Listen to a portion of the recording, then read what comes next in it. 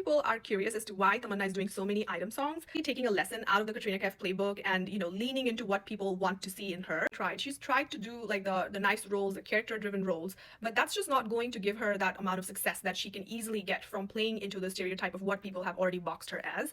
And this is what I call someone who knows when to play dumb and when to play smart, because she knows, she's smart, she's intelligent, but she knows that this is what sells, and she's doing exactly that. Sometimes if you want to get ahead in your career, it's not about what you set out to do, it's about what is resonating the most with people. You cannot be rigid, you have to be flexible, you have to, there's so much talk these days about the pivot. What is a pivot? A pivot is exactly that.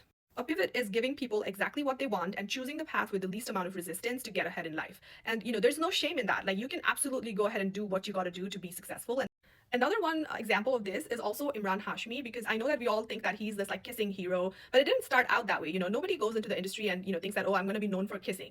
So like, when things happen to you and then they work, you just sort of have to realize that, okay, this is something that really people want to see me as, and then it's a choice. Ultimately it's obviously a choice. So for Imran, his son was battling with cancer, and as a result he really wanted to make money, and he did exactly that. He went and gave people exactly what they wanted to say, and it worked wonders for his career. It takes a lot of effort to be comfortable in your sexuality, especially as a brown woman brought up in a brown culture.